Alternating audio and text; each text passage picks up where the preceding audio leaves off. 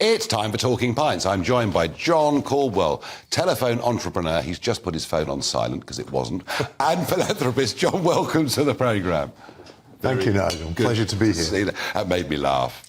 There was the phone bleeping away seconds before we came on air. Now, Stoke-on-Trent, raised, and something of a born entrepreneur. Yeah, I guess I was really, because I was selling my toys in the backyard of my terraced house in Shelton at the age of 5. And then I sold out. And then I went knocking all around the neighbours' doors to see if I could buy any toys back from them to have another sale. So I guess I was born to be an entrepreneur. And even, I read, breeding worms and selling them to fishermen. All sorts of crazy ideas, yeah. You know, the environment that I was brought up in the back streets of Stoke-on-Trent, there was no inspiration, no aspiration, nothing. You know, you were destined to work in the coal mines or in the pot banks or in the steelworks, and that was your aspirational goal. So it was very difficult to understand how to be creative and innovative in order to make a commercial future. So I did all these crazy things, you know. Why? Why what? What? Was it just within you from an early age? Oh, yeah, absolutely, yeah. Well, I don't know why, other than my grandmother fed me full of stories of Caudwell ancestors who had been very successful. Right. So maybe I aspired to emulate them, I'm not really sure. But I certainly remember the dream that I had when I was 7 years old of being very successful financially and very charitable. And my pretentious childhood vision of that was driving round in a chauffeur-driven Rolls-Royce, sitting in the back, round the back streets of Stoke-on-Trent, and these two down terrace houses, and handing £5 notes out to poor people. and that... Well, you've got quite a long way towards doing all of that. So. Well, a bit more than £5 notes, sure. And in a very different way, of course. Yeah. But that was my childhood vision. Interesting. And it lived with me forever. And I still lacked inspiration in my teens and early 20s. You know, I had to really find a way through. So I ended up doing some very silly things like buying embassy coupons that were cigarette coupons, buying those off people, using them to get a prize with, and then selling the prize in the newsagent's windows. You know, what a long-winded way of trying to make a few pounds. You've got to start somewhere, I suppose. You know what those things did, though, was taught me very, very quickly to be analytical about what might work, what wouldn't work, and to understand the nuances of a business and how you'd got to have something scalable and something that really was not a lot of effort and replicable, or at least if it was a lot of effort, it was to grow something of great scale, not to count 50,000 embassies. Now, like a lot of entrepreneurs, school wasn't really your forte, was it? Well, it wasn't something that I was particularly interested in doing. I did get, I think it was 10 GCS, not GCSE, they were GSE. What were they then? Well, we had O-levels or GCSE. O-levels, of course, GCSE. O-levels, yeah. Yeah, I did O-levels and I got 10 O-levels. Okay. I went on to A-levels, but it just wasn't for me. I was doing maths, physics and chemistry, and I just thought, you know, this is not my destiny, so why am I going to spend another 2 years doing A-levels when my destiny... The 7-year-old destiny was beckoning me, although I'd got no idea what to do. Now, you become a car dealership, and that's quite a classic route for a lot of people. You know, they get a car business, and everyone calls you Arthur Daly, I suppose, and stuff like that. Well, especially when you got the sheepskin coat. Well, quite. Did you? Yes. Oh. Yes, because I was freezing cold. It wasn't to be looking like Arthur Daly, of course. It was just that you had to keep the cold out somehow. And the mobile phone comes along. And kind of, I'm thinking, when did I get my first mobile phone?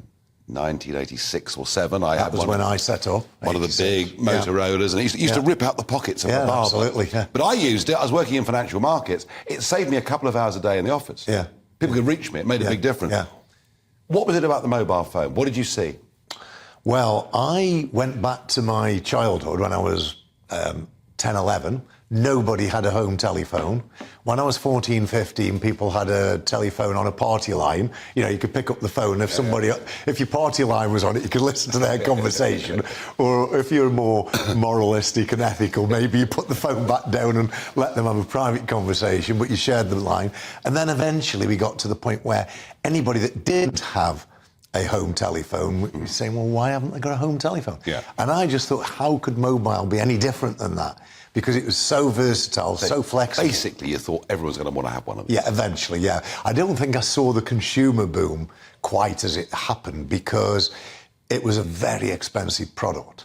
And I don't think anybody could see in those days... They cost a fortune, the early Oh, a ones. fortune. Yeah. But the airtime was absolute fortune. It was £33 a month in London with no calls, 1 minute billing. If you went over 1 second I remember. over the minute, or your call dropped out, you just get through, 1 second, your call drops out, that's 33 pence gone.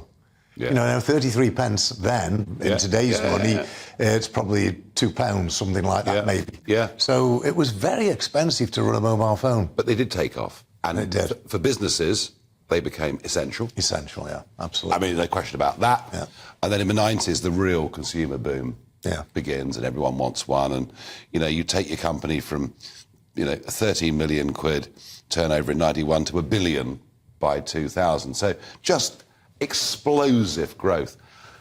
How do you handle that? You know, you've suddenly got a company that's growing like Topsy. Well, you know... And sort of success on that scale is almost a bit scary, isn't it? Yeah, it's very difficult to keep up with. You had to make it happen because not many people were very successful at mobile phones. There was only a handful or so that were truly successful. Most people went out of business. So you'd got to make it happen. You've got to then keep up with the infrastructure. And my biggest challenge of all was stopping my suppliers from eliminating me from the equation, because what they all wanted was somebody to drive their distribution, but they never wanted anybody to be too big and to have too big a market share. So as soon as with each supplier I got to too big a market share, I knew exactly what they were going to do, and that was to try and clip my wings and freeze me out. And it felt very betraying, actually. It felt very disloyal because you've grown their market share massively for them, and then all of a sudden they think, well, Caudwell's too powerful.